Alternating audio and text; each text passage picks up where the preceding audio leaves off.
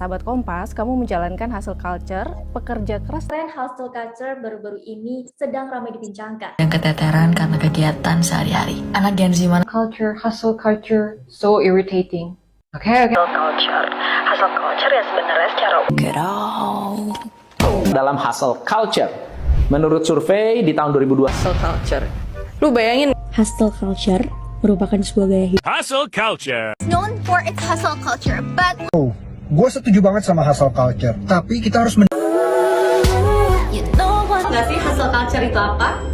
Hustle Pernah dan dulu bahkan sering denial. Fenomena sosial yang menekankan pada kerja keras tanpa henti. Hustle culture. I think I get. And Itu hustle culture. Hustle culture ini adalah kayak gini loh.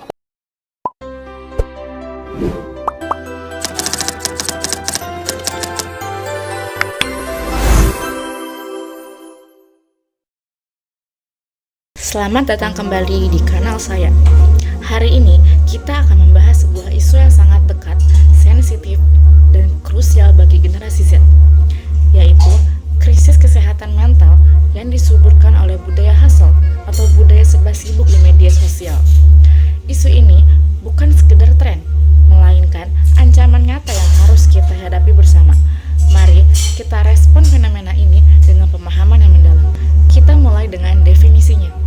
Budaya hustle adalah keyakinan bahwa kita harus selalu bekerja, produktif, dan mengejar pencapaian tanpa henti, bahkan mengorbankan waktu istirahat dan tidur.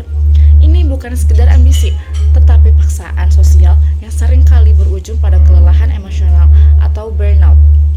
Fakta menunjukkan generasi Z adalah generasi yang paling rentan terhadap masalah kecemasan, depresi, dan burnout. Di Indonesia, data mengindikasikan bahwa diskusi tentang kesehatan mental semakin terbuka. Namun, kasus-kasus gangguan mental juga menunjukkan peningkatan, dipicu oleh tekanan hidup modern dan paparan digital yang berlebihan. Ini adalah krisis yang memerlukan perhatian khusus dari seluruh elemen masyarakat. Salah satu akar dari hustle adalah tekanan ekonomi dan pendidikan yang dihadapi Gen Z.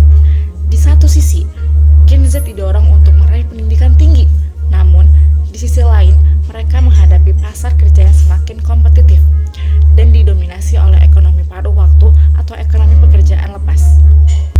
Kondisi ini menciptakan ketidakpastian. Mereka merasa harus memiliki pekerjaan sampingan, harus menguasai banyak keterampilan, dan harus selalu terlihat sibuk di LinkedIn atau mungkin media sosial lainnya agar dianggap layak atau sukses. Ini bukan lagi pilihan, melainkan tuntutan untuk bertahan hidup dan untuk menjamin masa depan finansial yang tidak menentu.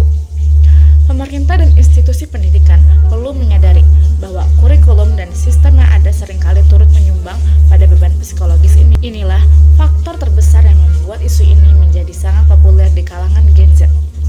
Yang pertama, ya, media sosial. Kita tahu, media sosial adalah pedang bermata dua. Ia adalah ruang ekspresi dan aktivisme, namun juga panggung ilusi yang memicu perbandingan diri atau self-comparison yang konstan. Setiap hari, kita disuguhi konten yang sudah disusun rapi dan diperindah, seperti pencapaian teman, liburan mewah, karir cemerlang. Hal ini memicu FOMO, fear of missing out, yaitu ketakutan akan tertinggal. Gen Z lantas merasa wajib untuk meniru keindahan kesuksesan tersebut. Padahal yang mereka lihat hanyalah highlight atau sorotan, bukan keseluruhan proses yang sulit. Perbandingan inilah yang secara perlahan mengikis harga diri dan memunculkan perasaan yang tidak cukup. Kita juga harus meninjau dari sudut pandang budaya dan nilai diri.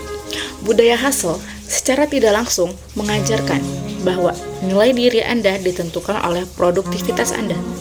Jika Anda tidak sibuk, Anda dianggap malas. Jika Anda istirahat, Anda merasa bersalah. Ini adalah pergeseran nilai yang perlu kita pertanyakan. Apakah sukses sejati hanya diukur dari seberapa banyak uang atau pencapaian yang kita raih? Kita perlu kembali menanamkan nilai-nilai keseimbangan hidup, well-being, dan penerimaan diri, self-acceptance. Generasi yang lebih tua mungkin mengalami kesulitan memahami isu ini karena mereka menghadapi tekanan yang berbeda. Penting agar Gen Z dapat menemukan definisi sukses mereka sendiri yang tidak harus mengorbankan kesehatan mental. Lantas, Apa yang harus kita lakukan? Solusi yang mendasar adalah literasi digital dan penegakan batas pribadi. Apa itu krisis digital? Belajarlah untuk kritis terhadap konten yang dikonsumsi. Ingat, keindahan visual adalah ilusi. Yang kedua, batas pribadi. Terapkan waktu bebas gawai, tentukan jam kerja dan jam istirahat yang tegas, dan berani berkata tidak pada tuntutan yang berlebihan. Yang paling penting, jika Anda merasa tertekan, jangan pernah ragu untuk mencari bantuan profesional, psikologi atau psikiater. Mencari bantuan bukanlah tanda kelemahan, melainkan tindakan keberanian dan tanggung jawab terhadap diri sendiri. Krisis kesehatan mental adalah tantangan terbesar Gen Z. Mari kita gunakan kekuatan suara dan platform digital kita ini untuk mempromosikan validitas emosi dan keseimbangan hidup, bukan sekedar mengejar produktivitas semu. Menurut Anda, langkah konkret apa yang paling efektif untuk melawan budaya hustle ini? Bagikan pendapat Anda di kolom komentar. Terima kasih telah menyimak, dan mari kita jaga kesehatan mental kita bersama.